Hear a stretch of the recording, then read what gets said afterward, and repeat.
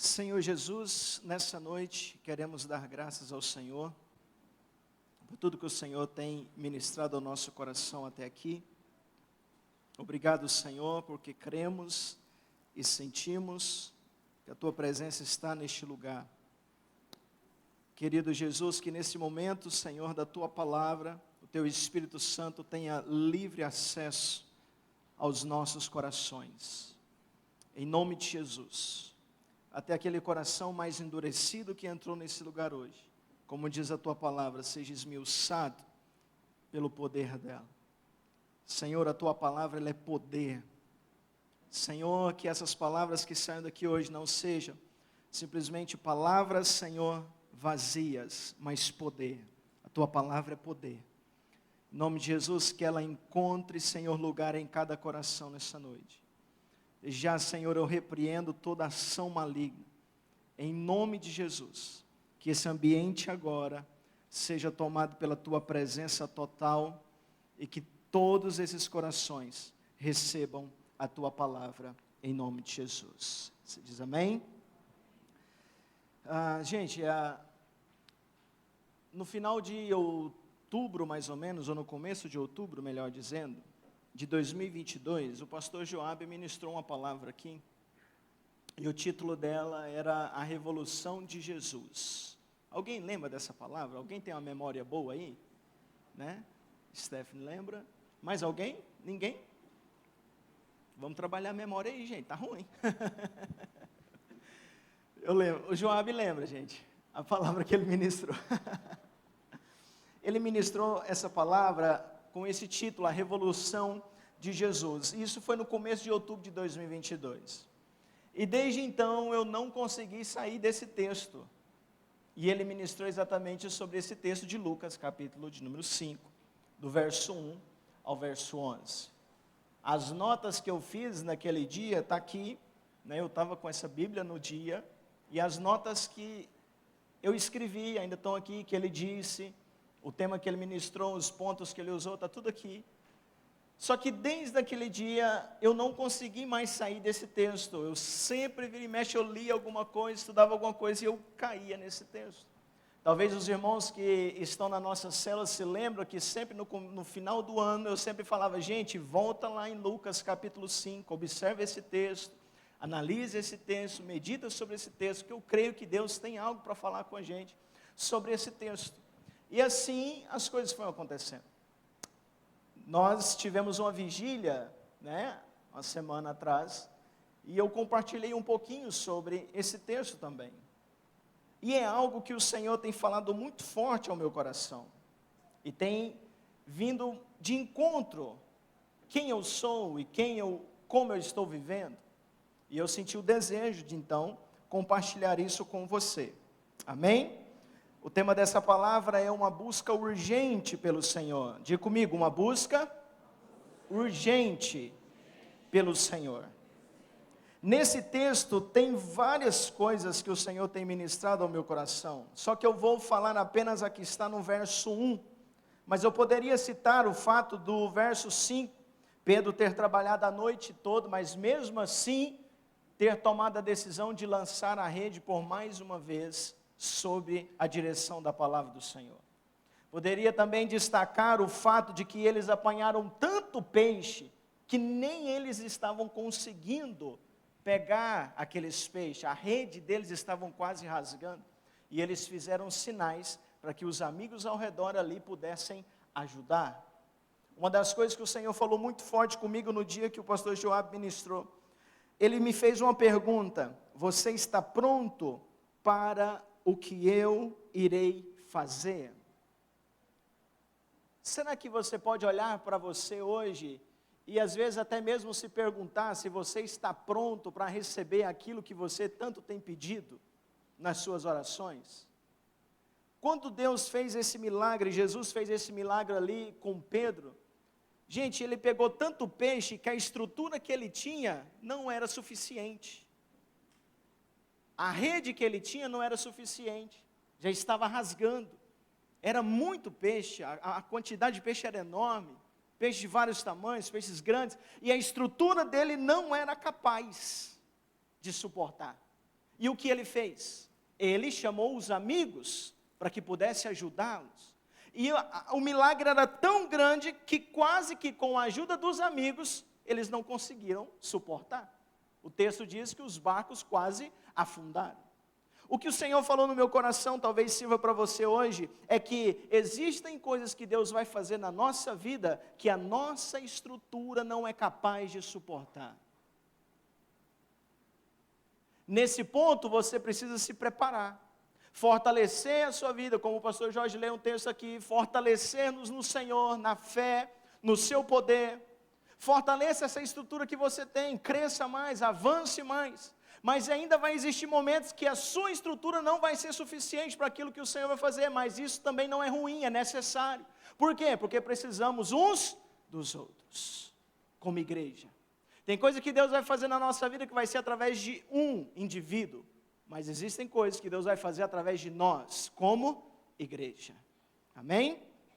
Verso 1 do capítulo 5 diz: aconteceu que Jesus estava junto ao lago de Genezaré, e a multidão o apertava para ouvir a palavra de Deus. Diga comigo, a multidão apertava. Essa palavra apertar quer dizer agindo por uma necessidade urgente. Essa multidão estava agindo por uma necessidade urgente. Essa multidão estava pressionando Jesus. Imagine uma multidão pressionando você.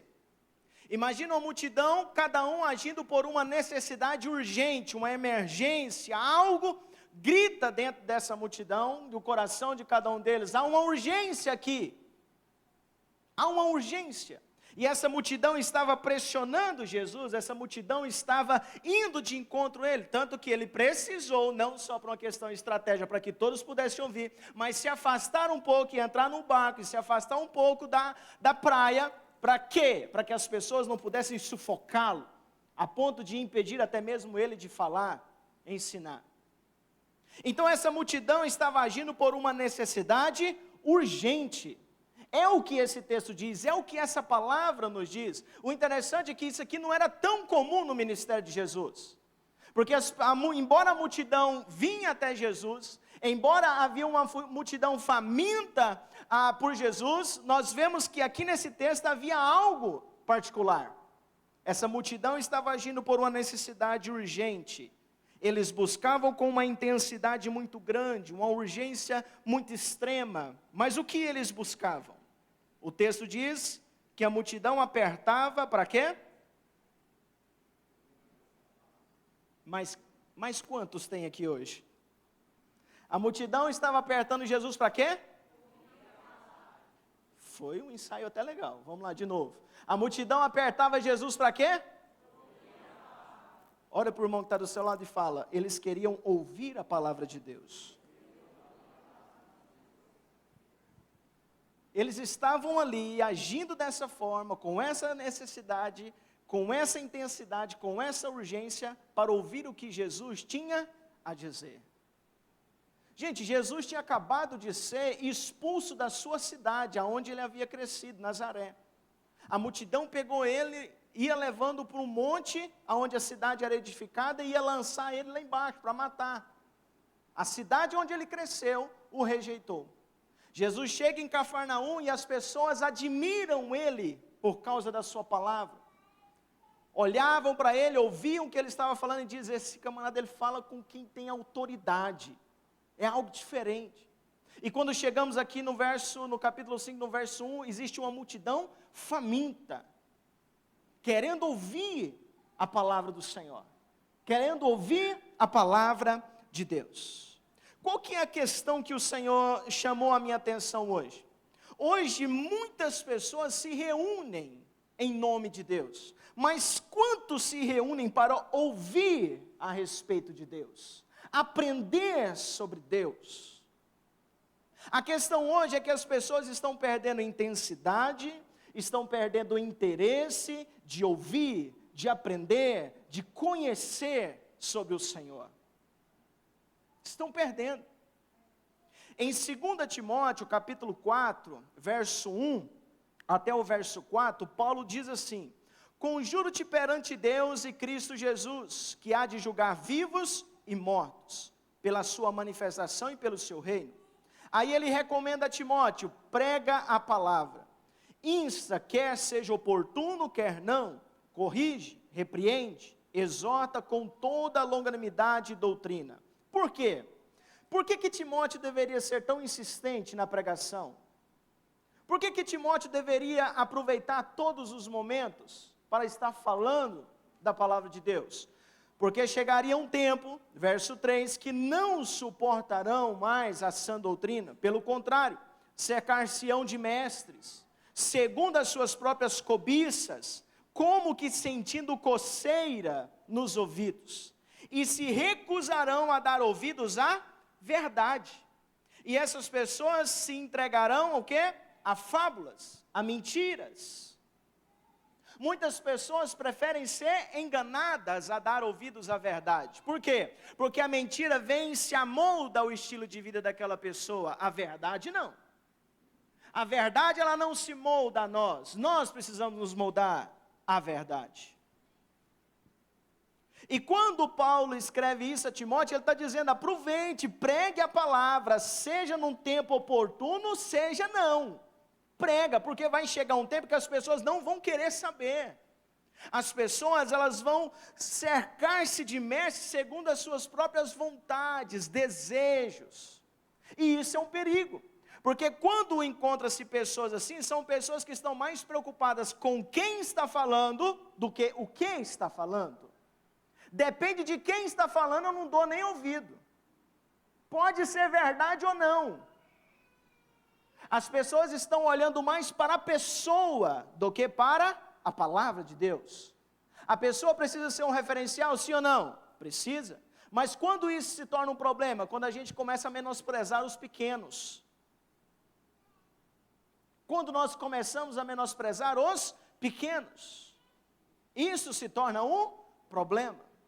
A verdade, ela continua sendo verdade, dita por mim, dita por você, dita pelo pastor Joabe, pelo pastor Jorge, ela continua sendo a verdade, ela continua sendo poder de Deus para a salvação. Amém? Você crê nisso, sim ou não?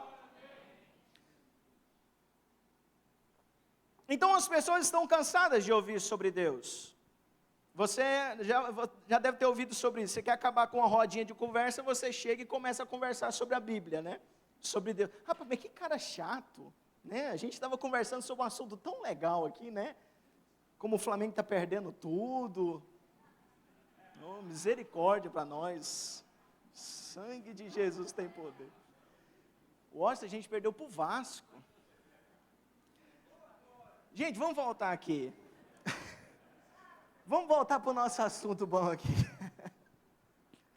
Quantas vezes você já não ouviu, quando a gente vai falar sobre Deus para as pessoas, conversar sobre a Bíblia, às vezes até ministrando na célula, ou às vezes no discipulado, às vezes no pastoreamento, e as pessoas dizem, mas tudo isso aí eu já sei. Eu já ouvi isso diversas vezes, né? Ou muitas vezes você fica até ouvindo assim, quem que é essa pessoa para me falar sobre a Bíblia? Né? Quem que é essa pessoa para querer me ensinar sobre o que a Bíblia diz? Muitas pessoas já devem ter ouvido isso aqui, ou ainda melhor, muitas pessoas já falaram isso daqui, né? Muitas pessoas dizem, bate no peito, eu já fiz seminários, já fiz teologia, quem que é o fulano para falar da Bíblia para mim? Né? Já fiz a escola bíblica, peguei aula com o pastor Joabe, né? Quem é essa pessoa? Eu já sei de tudo isso. E às vezes numa conversa dessa a gente fica até sem jeito, né? Como é que eu vou conversar com essa pessoa então? Como é que eu vou falar de Deus para essa pessoa? Se torna um desafio da nossa vida, né? Gente, pode não parecer, mas eu tenho 29 anos, né? Às vezes as pessoas falam, rapaz, você tem quantos anos? Eu tenho 29, eu quero ver sua CNH, me mostra. É porque, né, mostra, a estrada onde eu andava lá tinha muito buraco, era uma estrada mais ruim. Eu apanhei mais que os outros da minha idade. Gente, mas eu ministro a palavra de Deus, eu comecei a ministrar, eu tinha 15 anos de idade, quando eu comecei a pregar e eu preguei pela primeira vez. Desde então, a minha vida tem sido entregue a isso. Esse é o meu maior desejo, é o que eu mais amo fazer. Isso eu não tenho vergonha, eu não escondo de ninguém. Eu amo isso. Só que algo que eu aprendi nessa caminhada é que nunca diga que você sabe de tudo.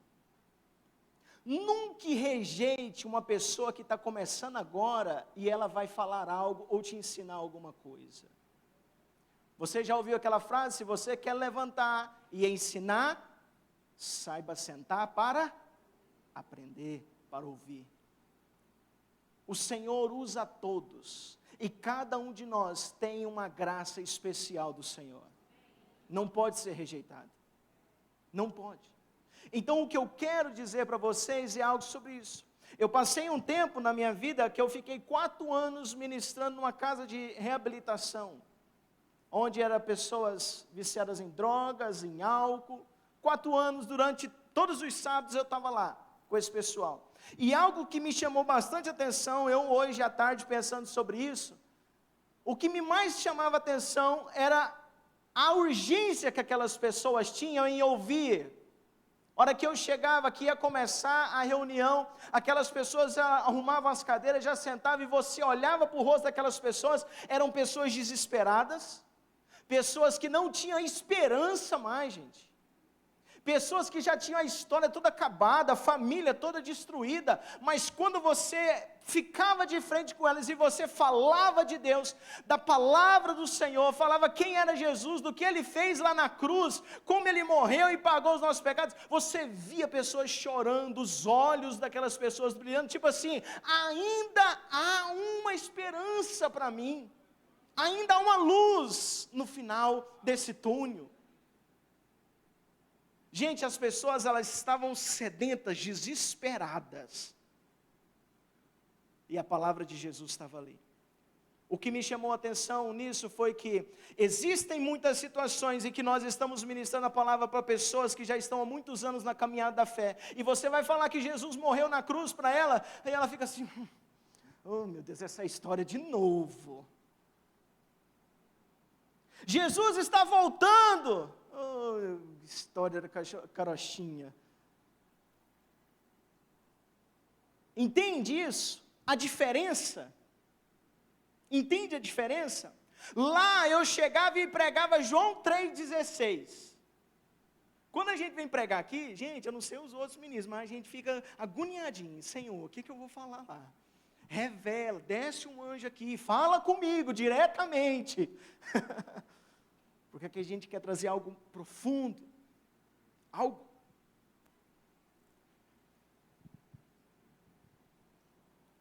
Eu pergunto para vocês que estão aqui hoje, porque essa palavra é para você, uma pergunta retórica, e se essa pregação de hoje, aqui, durasse a noite toda, qual seria a sua reação?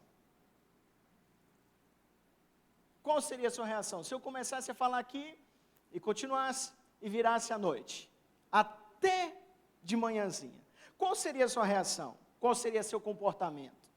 Né? Mas não vamos tão longe. Qual seria a sua reação se eu pelo menos demorasse até as 8h30 para passar aquilo que eu busquei aqui, preparei para transmitir para você tudo que o Senhor tem ministrado ao meu coração? Qual seria a sua reação? Será que daria 7:50, você já levantaria logo e ia embora? E ainda, rapaz, aqui que camarada fala demais. Isso não é hora de acabar culto, eu tenho que trabalhar amanhã. Qual seria a sua reação? Por que eu estou dizendo isso? Existe algo, isso aconteceu lá em Atos capítulo 20, verso 7. Paulo em Troade, numa cidade chamada Troade. Ele estava de passagem, ele tinha uma viagem programada pela manhã, ele tinha que sair pela manhã. E a Bíblia diz que ele continuou a falar, começou a falar e continuou até a meia-noite. Isso é porque ele tinha que sair de manhã. Isso aqui para muitos já era desastre total. Acabou com o meu planejamento, com a minha viagem. Ouvindo esse camarada falar. E ele foi falando até a meia-noite. Gente, só que quando chegou num determinado horário, algo inusitado aconteceu. Tinha um fulano de tal, sentado na janela. E o cara dormiu e caiu do 3º andar. E caiu como morto, diz o texto. Olha para o irmão que está do seu lado e fala, não dorme aqui não, irmão.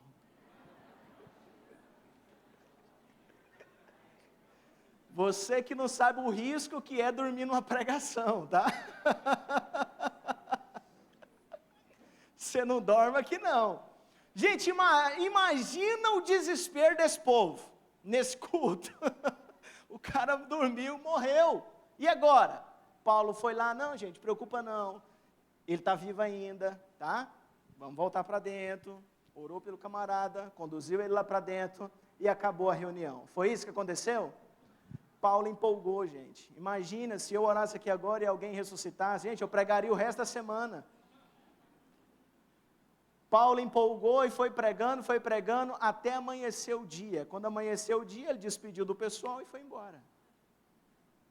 O culto que durou a noite inteira. Imagine isso. As pessoas hoje já chegam na igreja, mano, pensando na hora de ir embora. Quem que vai pregar hoje? Se for fulano é rapidinho, se for ciclano vai demorar demais da conta. É engraçado, mas é triste ao mesmo tempo uma situação dessa.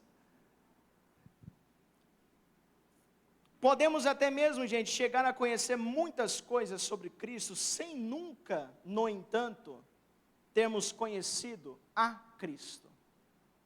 Uma coisa é você saber coisas sobre Ele, outra coisa é você conhecê-lo. Aqui é onde há uma diferença entre informação e experiência. Você talvez possa ter muita informação sobre quem é Jesus. Talvez você passou anos e anos acumulando informação, mas ainda não teve experiência. Então há uma diferença entre conhecer coisas sobre Ele e conhecer Ele. Existe uma frase que diz, um pouco de conhecimento de Deus vale muito mais do que uma grande quantidade de conhecimento sobre Ele. Quando você tem um pouco de conhecimento de informação, é bom, é necessário, demais da conta, mas você quando conhece Ele, aí meu amigo, passa a ser suficiente para você continuar conhecendo a Ele. Tudo é determinado pelo nosso nível de intensidade com que nós buscamos. Tudo é determinado por isso. Eu posso subir aqui e ter a melhor palavra que existe, a melhor performance em apresentar um sermão para você, de maneira que você saia daqui com uma didática incrível, você conseguiu compreender tudo, mas se você não desejar receber isso daqui, se você não tiver fome disso daqui, pode existir uma mesa de banquete na sua frente, que você não vai querer, vai ser desprezado, não vai valer a pena. Tudo depende então da sua fome. Como é que nós nos aprofundamos no conhecimento de Deus ou do seu plano? Preste atenção no que eu vou falar aqui, isso aqui é o básico. Leitura bíblica, quem aqui lê a Bíblia? Quem aqui já leu ela toda? Gente, leitura bíblica só te dá amplitude, um panorama geral do plano, do propósito de Deus. Você que já leu a Bíblia somente uma parte, você não tem uma visão geral, não tem um panorama geral do que Deus quer fazer. Você não tem uma visão do plano de Deus. Você vai ter isso a partir de uma leitura bíblica. Você ser disciplinado a isso. Leia diariamente. Leia diariamente. Como nos aprofundamos no conhecimento de Deus? Estudo bíblico é diferente de ler, sim ou não? Qual que é a diferença? O estudo bíblico te dá profundidade. Imagine você em cima de uma montanha. Você lê a Bíblia, você vê o vale todinho, uma visão ampla. Quando você estuda, você desce, profundidade. O estudo bíblico te dá profundidade, você passa a conhecer cada parte, tema de forma mais específica. Você vai ver como todo o conteúdo bíblico está ligado. Gente, são 66 livros. Talvez você viveu sua vida até hoje e nunca leu 10, 30 livros, 3 livros. Tem gente quando fala de ler até arrepia, não é porque é bom não, é porque é ruim. A Bíblia tem 66 livros, 1189 capítulos, 31.173 versículos. Aí você vai falar da Bíblia para a pessoa e fala, eu já sei de tudo isso daí. meu Deus, não sabe de nada. Não sabe de nada. Se você soubesse, você ia entender que você ia viver 100 anos e ele ia te ensinar os 100 anos. É a palavra de Deus, ela não está presa ao tempo. Ela é eterna. O próprio salmista diz: para sempre ao Senhor a tua palavra permanece no céu. Jesus diz: passa os céus e a terra, mas a minha palavra não vai passar. Leitura bíblica, estudo bíblico e meditação. É diferente de estudo, sim ou não? É diferente de leitura, sim ou não? Gente, meditação é quando você para. Aqui é que está o problema, parar numa época como hoje. Se você quer compreender mais, se aprofundar mais, vai ser preciso você parar. Meditação exige que você pare para observar, admirar, concentrar a sua mente, o seu coração para pensar sobre o que a Bíblia diz. Gente, eu estou nesse texto aqui desde outubro do ano passado. E tem hora que eu paro para olhar para ele e fico assim, eu não estou acreditando que esse homem trabalhou a noite toda e teve coragem ainda de lançar a rede de novo.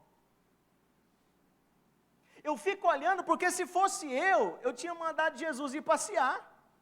Tchau, Jesus, estou cansado, trabalhei a noite toda. Quer entender de pesca mais do que eu? Quando você para e admira o texto, observa o texto, medita no texto, que na verdade é uma ordem que o Senhor nos dá, nessa lei, medite nela quando? Dia e noite. Não é de vez em quando, uma vez na vida, uma vez no ano, nem um semestre. Dia e noite, pare e observe, porque quando você para observar, você dá tempo para o Espírito Santo ministrar no seu coração. Quando você para observar, você está dizendo: Espírito Santo, eu quero que você fale comigo. Eu quero que você me ensine. Me conduza aqui dentro desse texto. Esse texto está dizendo algo, o que ele está dizendo para mim agora. As pessoas, na verdade, quando abrem a Bíblia, dão um maior sono, né? Quem aí dá sono quando vai ler a Bíblia? Não preocupa não, dá sono em mim também. Mas quando você cria uma disciplina, você cria amor por aquilo, você vai desejar estar ali mais do que na sua cama dormindo. Quando você quer mais de Deus, você consegue compreender o valor que tem isso. Você sabia que existem mistérios no reino de Deus que estão aqui nessa palavra?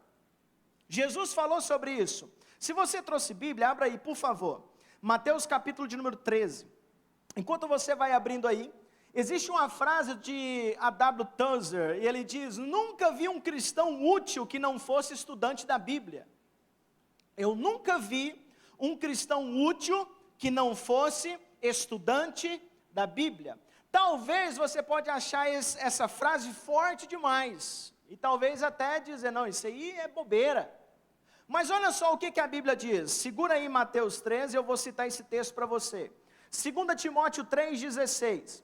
Toda a escritura é inspirada por Deus, e ela é útil para o ensino, repreensão, correção e educação na justiça, a fim de que o homem de Deus seja perfeito e perfeitamente habilitado para toda boa obra.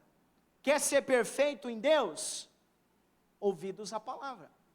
Você quer ser habilitado para a obra de Deus? Quantas pessoas a gente não vai falar sobre liderança, sobre servir e fala: eu não sou capaz, eu não tenho esse dom, não tenho esse talento. Quer ser habilitado? Deseja isso? Volte-se à palavra.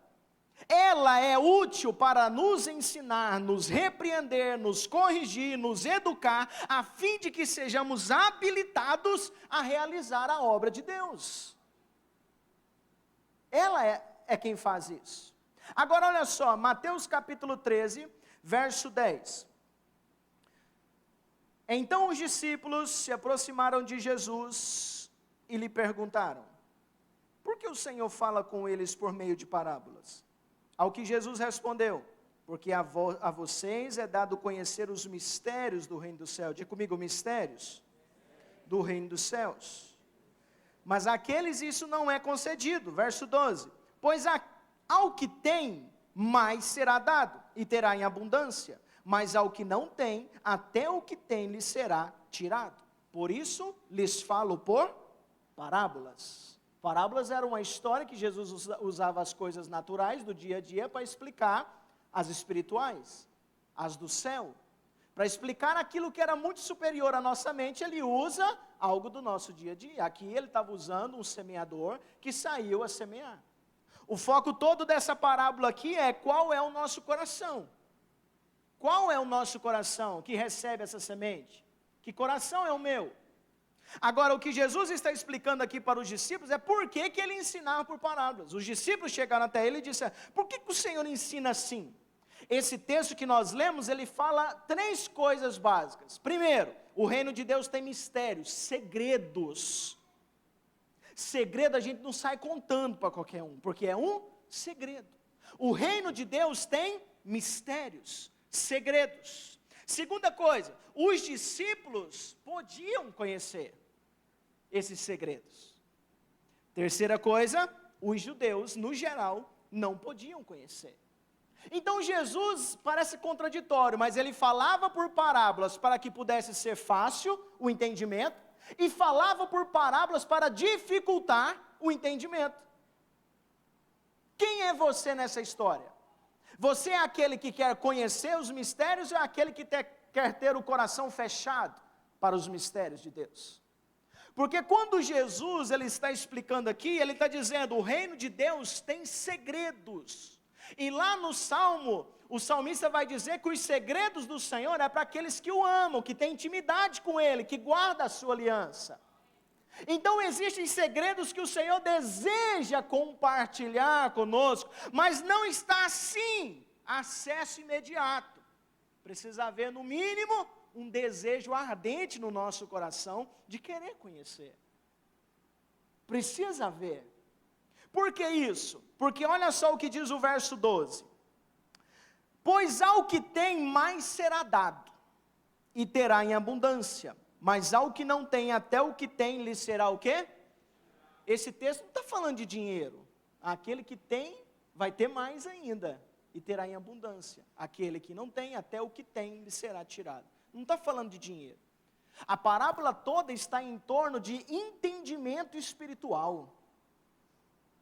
Aquilo que o ser humano é capaz de receber de Deus e entender a respeito dele. Então, Jesus está falando aqui não é de dinheiro, não é de talento.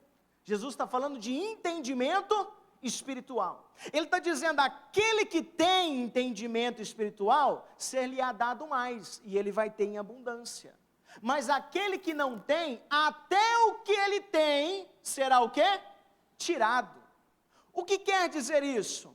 Quer dizer que muitas pessoas passam a vida aprendendo sobre Deus, mas no final de tudo, não sabem nada. Como é que funciona isso? E até o que ele acha que sabe, diz Jesus, ser-lhe-á o quê? Tirado. Mas aquele que tem, ser-lhe-á dado mais. Aquele que conhece e deseja conhecer mais, ele vai conhecer mais. E ele vai ter o quê? Abundância. Vou te explicar melhor.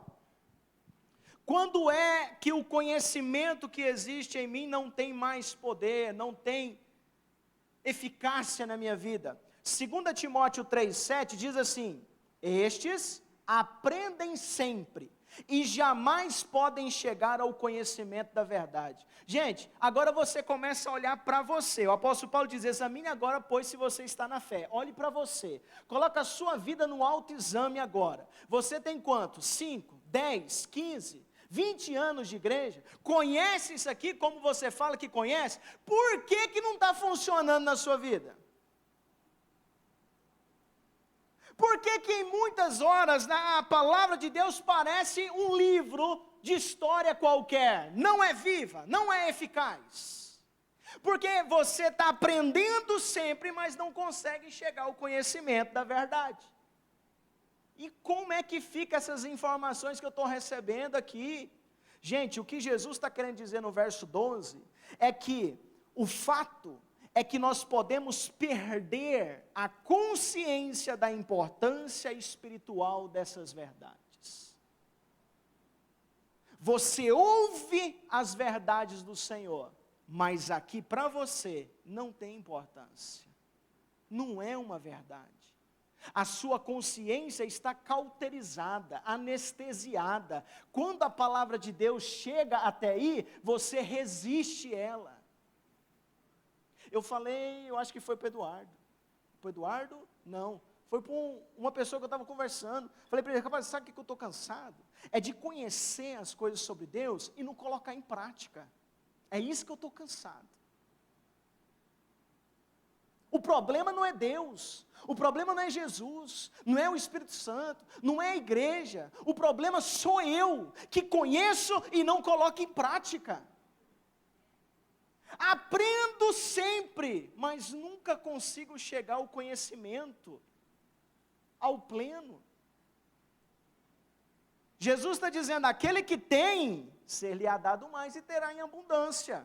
Mas até aquele que não tem, até o que tem, ser-lhe-á tirado. Eu pergunto a você, as verdades do Senhor têm importância na sua vida? Tem peso quando o Senhor declara uma palavra a seu favor ou a seu respeito? Tem peso quando a palavra do Senhor é usada para te corrigir, te ensinar, te exortar, te repreender? Tem peso quando você ouve uma palavra dessa e você olha para si mesmo e fala, eu preciso mudar. Por que eu preciso mudar? Porque o fulano lá está falando? Não, é porque a palavra de Deus está dizendo. Ela que está dizendo, ela tem peso na minha vida. Ela é luz para o meu caminho, é ela que molda a minha existência, o meu estilo de vida. Eu não ando de acordo com o sistema, eu ando de acordo com o que a palavra de Deus diz. É a palavra de Deus, gente. No final de tudo da história, não vai valer quanto dinheiro você ganhou, quantas coisas você fez em obras aqui, para construir, para adquirir riqueza. Não, Jesus vai chegar e vai te perguntar, eu te conheço? Eu te conheço? Você me conhece? Ah, Senhor, eu já ouvi muito sobre o Senhor. Não quero saber quanto você ouviu sobre mim. Eu quero saber o quanto você me conhece. O quanto eu sou real na sua vida. O quanto eu sou vivo em você. O quanto eu existo no seu dia a dia. É isso que eu quero saber. Porque existe uma turma que vai se apresentar diante do Senhor, uma multidão, só que vai ser no juízo final, e vai aparecer lá e Jesus vai dizer, fiz isso, fiz aquilo, expulsei demônio, profetizei, fiz muitas maravilhas. Jesus vai dizer, eu não te conheço. Você não está aqui para saber mais sobre Ele, você está aqui para conhecer Ele, ter uma experiência com Ele, é isso que vale.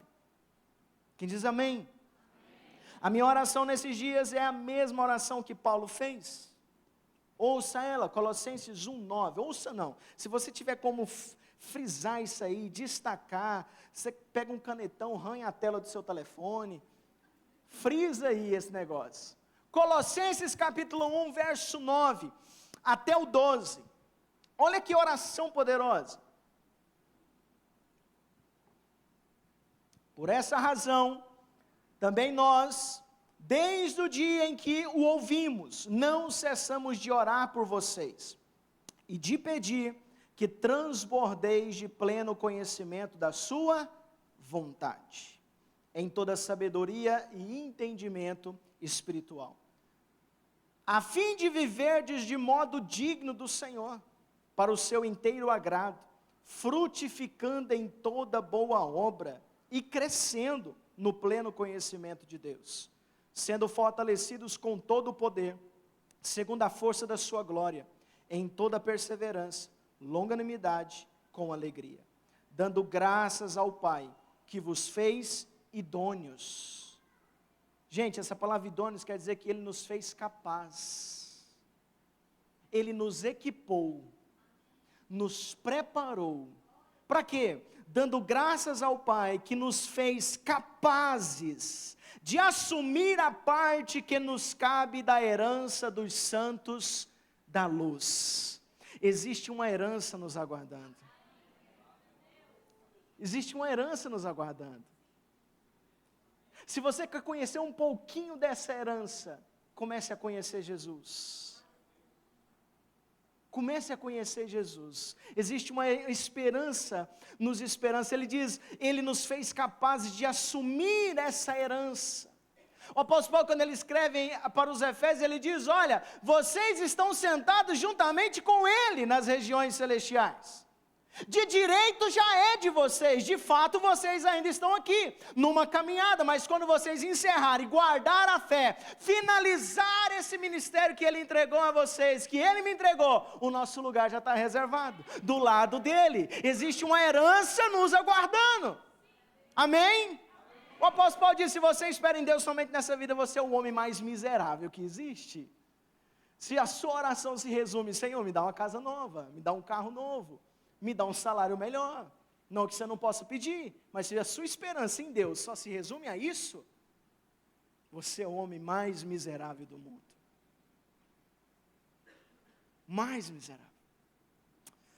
Precisamos de uma busca urgente pelo Senhor, pela sua palavra, pela sua presença. Precisamos de uma busca urgente. Fala para o irmão que está do seu lado, irmão, você precisa orar? Você precisa ler mais a Bíblia. Você orou hoje? Pergunta a ele, faz aquela cara de paisagem. Você orou hoje, crente? Amém, gente? Terceiro e último lugar, vamos lá para Lucas capítulo 18.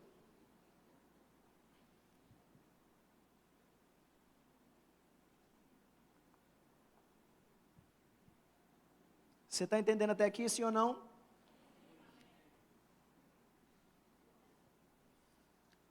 Qual tem sido hoje o seu nível de busca ao Senhor?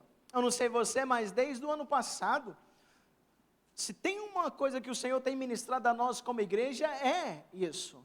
Buscá-lo, relacionamento, buscar a Ele acima de todas as coisas. O Senhor tem ministrado isso muito forte em nossa casa, aqui como igreja, como comunidade Alcance. O Senhor quer nos ter mais perto dEle. Então essa pergunta ela é sempre feita a nós. Qual tem sido o nosso nível de busca? Qual tem sido a intensidade da nossa busca? Qual tem sido a urgência da nossa busca?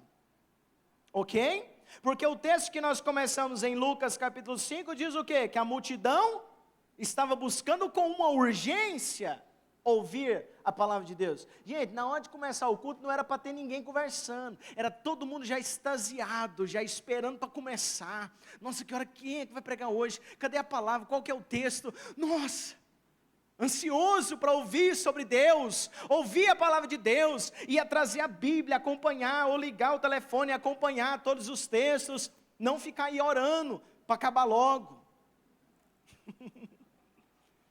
Diga, eu não faço isso.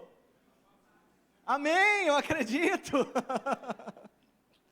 Lucas capítulo 18 é outra parábola de Jesus. A parábola do juiz iníquo. E nessa parábola Jesus ele vai fazer uma comparação do caráter do juiz com o caráter de Deus.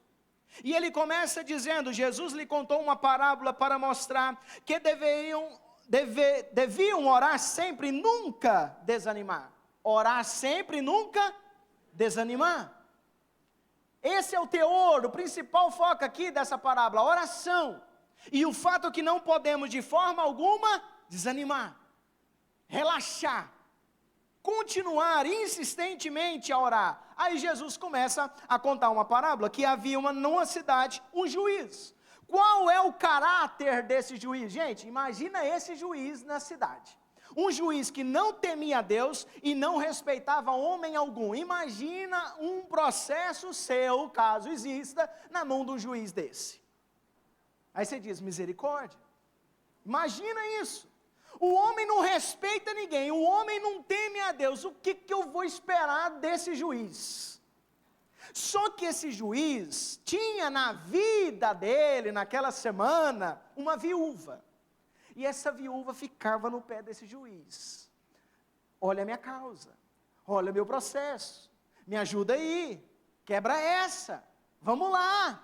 Todo dia, todo instante, amolando o juiz, amolando o juiz. E o texto diz o quê? Olha só o verso de número 5. Porém, como esta viúva fica me incomodando, eu vou julgar a causa dela. Gente, ele não julgou a causa porque ele era um juiz bom, um juiz justo. Ele julgou porque aquela viúva ficava o quê?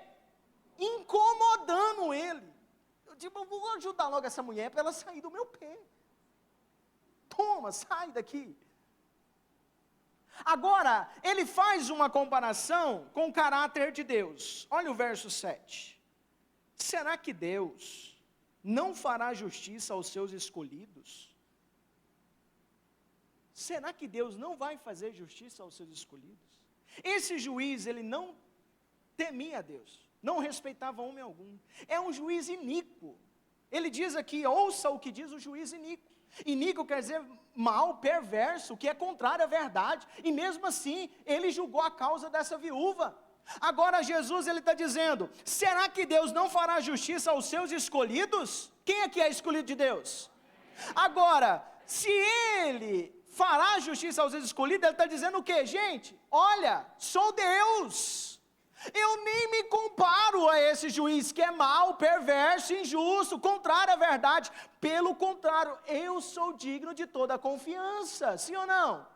Deus é digno de toda a confiança e nós podemos sempre, gente, sempre esperar pela intervenção do Senhor, sim ou não? Amém? Sempre podemos esperar pela intervenção do Senhor. Agora, por que Jesus está perguntando isso aqui? Ele diz, será que Deus não fará justiça aos seus escolhidos? Que a Ele clama dia e noite, embora pareça demorando em defendê-lo? Jesus, Ele é digno de confiança. Podemos esperar pela sua intervenção, mas existe uma questão. Tem algo aqui que Deus sempre espera dos seus escolhidos. Deus sempre espera isso dos seus escolhidos. Alguém conseguiu ver o que é? Que clamam a Ele dia e noite. Jesus está dizendo, eu vou fazer justiça por vocês, eu vou chegar com a resposta, com a intervenção na vida de vocês. Está vendo essa causa que você tem aí, esse problemão? Eu vou chegar com o milagre, mas o mínimo que eu espero de vocês é que vocês clamem a mim dia e noite. Nós sempre esperamos o melhor de Deus, o milagre, a intervenção, a multiplicação, e o que Deus espera de nós é o quê? Clame a Ele, busque a Ele com intensidade, com fervor, com desejo, com fome. Ele está dizendo, é o que eu espero de vocês, que vocês me busquem. Ele está dizendo isso. Eu não sou um juiz mau, eu não sou um juiz iníquo, contrário à verdade, pelo contrário, eu sou a pura verdade, absoluta. E Ele está dizendo, eu espero algo de vocês, porque vocês são meus escolhidos. Diga assim, bate no peito, eu sou escolhido de Deus. Ah, meu irmão, você é escolhido de Deus, eu sou escolhido de Deus. Você pode levantar a sua mão e dar glória a Deus por isso? Você é escolhido de Deus. Para você ser escolhido de Deus, Jesus veio e morreu no seu lugar. Jesus veio e derramou todo o seu sangue naquela cruz e ressuscitou o terceiro dia, para que hoje você possa ser chamado escolhido dele. Agora o que Ele espera de mim e de você é o quê? Que você busque, que eu busque a Ele, dia e noite.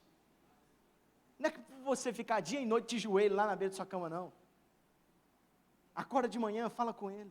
Vai trabalhar falando com Ele. Chega do trabalho falando com Ele.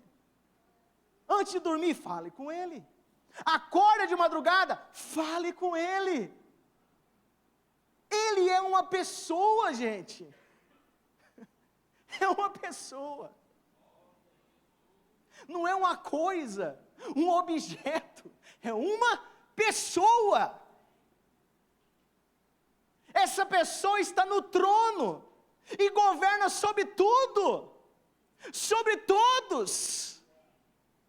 Esse mesmo Deus se fez homem no nosso lugar e morreu, se humilhou até a morte e morte de cruz. Agora muitas vezes você vira para mim, para outras pessoas, ou até fica mentindo para si mesmo na sua consciência, dizendo: eu não oro porque não tenho tempo, eu não leio a Bíblia porque eu não tenho tempo. Ah, Senhor Jesus, Ele deixou o trono dele e veio aqui, morrer no seu lugar, no meu lugar, um homem miserável. Um homem miserável. Ele arrumou tempo. Eu falo que não tem tempo para ele, mas ele arrumou. Eu falo que os meus negócios são muito importantes, mas ele deixou toda a glória dele lá. Toda a glória dele. Mas aí eu digo: eu não tenho tempo. Eu não tenho. Fica parecendo que a gente fica mendigando. Deus não está mendigando nada. Ou Ele tem esse coração por completo, ou não tem nada, Ele não está aí.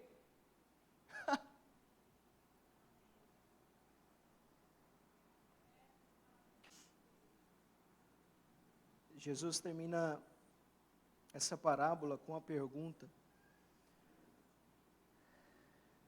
tão intrigante, tão gritante, que é como se a gente conseguisse sentir a agonia do coração de Jesus ao fazer essa pergunta.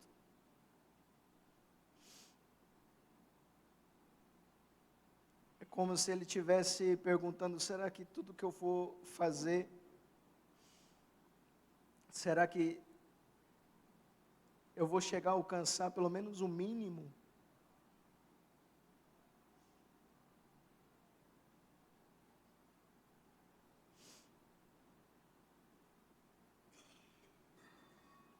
Nessa pergunta não é uma pergunta retórica. Eu vejo que Jesus está mostrando um sentimento desesperador do seu coração.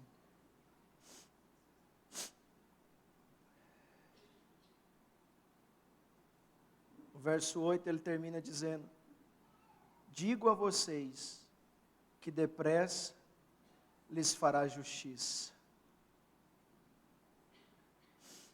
Contudo,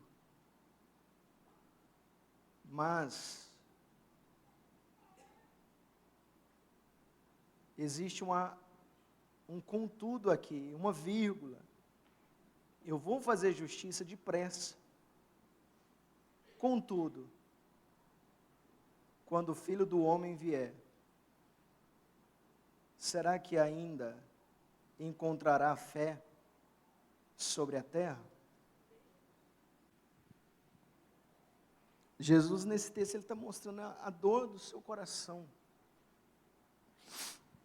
nessa pergunta. É como eu sentisse isso aqui agora, a dor do coração dele.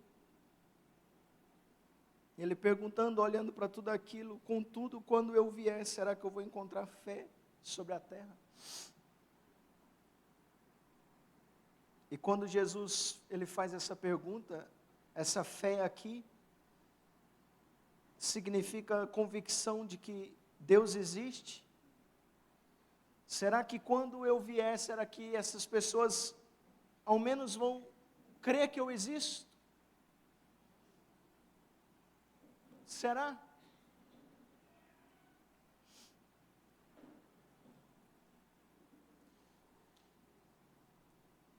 Hebreus 11:6 diz que sem fé é o quê? Por quê? Porque é necessário que aquele que se aproxima de Deus creia que Ele existe. Jesus está dizendo, quando eu vier, pelo menos eu vou encontrar fé na terra, pessoas que acreditam que eu existo, porque se eu acreditar que Ele existe, eu vou dar minha vida por Ele, eu vou fazer tudo por Ele. O apóstolo Paulo, ele diz, Ele morreu por nós, para que a vida que vocês tenham agora não seja mais de vocês, mas dEle. Essa vida que você está vivendo hoje não é sua, é dEle.